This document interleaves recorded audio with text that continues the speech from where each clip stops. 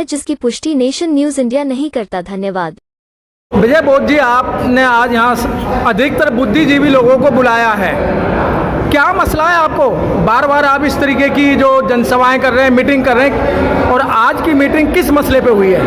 आज हमारा जो है अखिल भारतीय सिपाही मजदूर कांग्रेस ट्रेड यूनियन 72 का एक विचार गोष्ठी हुई है, जिसमें हमारे वीर सिंह बोध साहब के सानिध्य में हरनाम जी जो हमारे संयोजक हैं, उनके अध्यक्षता में अखिल भारतीय सिपाही मजदूर कांग्रेस ट्रेड यूनियन का जो है सभी संगठनों ने एक प्रस्ताव पास किया है, जिसमें सर्वप्रथम 1 अगस्त को आया DSC वंचित, उपेक्षित और दलित समाज के वर्गीकरण का जो फैसला है उसको लागू करने के लिए ये प्रस्ताव पास हुआ है कि जिस तरीके से A और B वर्गीकरण का फैसला DSC उपेक्षित वंचित समाज को, ये इसका जो बेनिफिट है सभी वंचित समाज को मिले।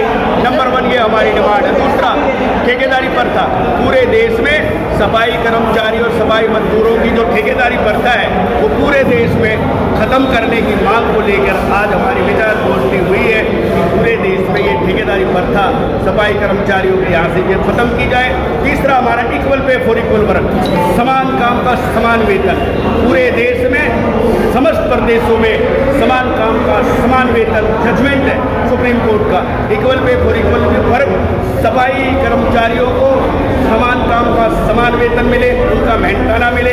जिस तरीके से कच्चे सफाई कर्मचारियों की तनख्वाह है, पक्के सफाई कर्मचारियों की तनख्वाह की तरह पूरा वेतन मिले, शिक्षा मिले, उनके डेवलपमेंट के कार्य हो और सभी बेनिफिट उनको मिले। ये हमारी तीसरी डिमांड है। 240 दिन पूरे होने में समस्त देश के सफाई कर्मचारियों को पक्का करने की मांग हमने रखी है। OPS ऑल पेंशन स्कीम, जिस तरीके से सरकार न्यूट्रल ले रही है, कभी NPS, कभी UTS, कभी हम चाहते हैं कि उसको जो OPS लागू की जाए। इस संदर्भ में भी हमारे आज मोर्चे ने और हमारे तमाम संगठनों ने ये फैसला लिया है कि देश के अंदर OPS लागू करने की मांग भी हम कर रहे हैं। हायर एजुकेशन, सफाई मजदूरों के बच्चों को स्पेशल कंपोनेंट जो प्लान का पैसा था उसके मद्देनजर रखते हुए कि जिस तरीके से ऑटोनॉमस बॉडी NDMC है, वहाँ हायर एजुकेशन शिक्षा के अंदर उनको निःशुल्क शिक्षा मिले, जिससे कि IAS, IPS, KE, JE engineer वो बन चुके।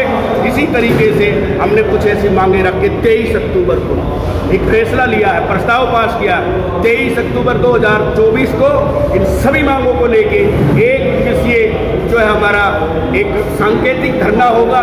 सरकारों को जो है संकेत दिया जाएगा।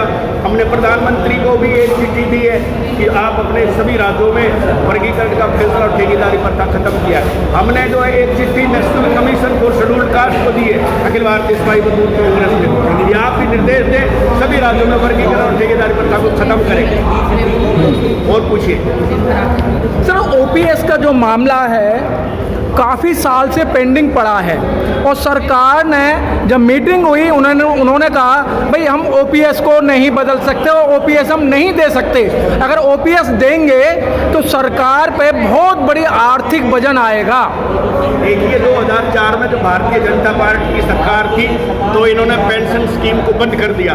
जो पहले सरकारें दे रही थी पेंशनें, उनकी सरकार पे तो कभी बोझा पड़ा नहीं, और इससे जो है टैक्स पेयर का पैसा हमारा होता है, ये इन्होंने देना नहीं है। ये सरकार जो है विरोधी है, ये गवर्नमेंट एम्प्लॉइज विरोधी सरकार है, जबकि NPS इससे हमारा नुकसान है। और उन्होंने न्यूट्रल ले लिया, UTS से हमारा कोई मतलब नहीं है। हमें OPS चाहिए और OPS हम लागू करा के रहेंगे। आज हमारे लोग जो इकट्ठा हो चुके हैं, मोबिलाइज कर रहे हैं। वीर सिंह बोध जी जाके हर गली में जा रहे हैं, हर कूचे में जा रहे हैं। हम सारी 45 हुई और हम अवेग कर रहे हैं कि हम अपने अधिकारों के लिए OPS लागू करना होगा। सर, क्या लगता है आपको, मोदी जी जो वायदे करते हैं या मोदी जी जो आपको घोषणा करते हैं, क्या वो पूरी हो पाती हैं?